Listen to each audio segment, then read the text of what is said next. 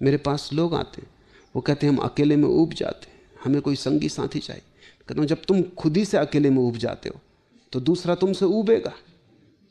जब तुम खुद भी अपने साथ रहने को राजी नहीं तो कौन तुम्हारे साथ रहने को राजी होगा? और वो दूसरा भी अपने से ऊबा हुआ होगा, तभी तो तुम्हारी तलाश में आ रहा है। तो दो ऊबे हुए आदमी जब मिलते हैं तो तुम सोच सकते हो क्या परिणाम होगा, जो हर विवाह में हो जाता है। पति पत्नी ऐसे ऊब के बैठे रहते हैं। पति पत्नियों के चेहरे देखो, उनसे ज्यादा उदास चेहरे तुम कहीं भी ना पाओगे। अगर तुम पुरुष को जरा प्रसन्न देखो तो समझना कि पत्नी उसकी नहीं है जो पास बैठी, किसी और की होगी। अगर पुरुष को तुम रास्ते पे किसी स्त्री के साथ चलते हुए आनंद भाव में देखो, ये उसकी पत्नी नहीं, क्योंकि उसकी पत्नी के साथ तो वह ऐसा डरा हुआ और कपा हुआ और उदास और उबा हुआ चलता है कि तुम देख ही सकते हो, फौरन पहचान सकते हो। मुल्ला नसरुद्दीन ने एक दिन मुझसे कहा कि मैं आदमियों को देख के बता सकता हूं कि आदमी विवाहित है कि गैर विवाहित। मैंने कहा जरा मुश्किल मामला है। खैर, जो भी लोग आए मुझसे मिलने, तुम नोट करते जाओ और पीछे पता लगा लेंगे। उसने नोट किया और उसने बिल्कुल ठीक ठीक बता दिया। मैं थोड़ा हैरान हुआ कि तरकीब क्या है तेरी। उसने कहा तरकीब ये है, जो आदमी शादीशुदा है वो बाहर पड़े हुए बिछावन पे पैर पहुंचता है, जो गैर शादीशुदा है वो सीधा चला आता है। पत्नी का भय, तो कौन पहुंचता है पैर?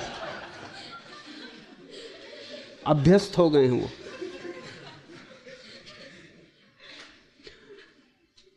जीवन तुम्हारे भीतर से बाहर की तरफ जाएगा, बाहर से भीतर की तरफ नहीं आता। तुमने अगर अपने को प्रेम किया तो तुम पाओगे बहुत लोग तुम्हें प्रेम करेंगे। तुम अगर अपने को प्रेम करने में समर्थ हो गए तो तुम पाओगे अनंत अनंत प्राणों से तुम्हारी तरफ प्रेम की धारा बहनी शुरू हो जाती। तुमने अगर अपने को प्रेम न कर पाए, जो कि तुम्हारे साधुओं की शिक्षा के कारण असंभव हो गया है,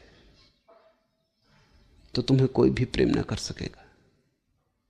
मेरे हिसाब में अगर तुमने अपने को प्रेम किया तो तुम पाओगे अनंत लोग तुम्हें प्रेम करते हैं, और ये प्रेम बढ़ता जाता है, बढ़ता जाता है। एक दिन अचानक तुम पाते हो कि परमात्मा का प्रेम भी तुम पे बरसा। तुम योग्य होते जाते हो, तुम इतने योग्य होते जाते हो, तुम अपने आप में इतने पूरे होते जाते हो कि वही प्रेम की पूर्णता एक दिन तुम्हारे ऊपर परमात्मा की वर्षा बनेगी। परमात्मा को खोजने तुम जाओगे कहां? उसका कोई पता ठिकाना नहीं। सच तो यह है कि परमात्मा तक कोई आदमी कभी नहीं पहुंचता। जब भी घटना घटती परमात्मा आदमी तक आता है, इसके अतिरिक्त रास्ता भी नहीं। जिस दिन तुम योग्य हो और तुम अपने प्रेम से इतने परिपूर्ण हो और तुम इतने तृप्त हो अपने प्रेम से, तुम्हारे जीवन में कोई शिकायत नहीं है, कोई भिक्षा की इच्छा नहीं रही। अब तुम सम्राट हो गए हो, तुम आनंदित हो, जो तुम्हें मिला है बहुत है।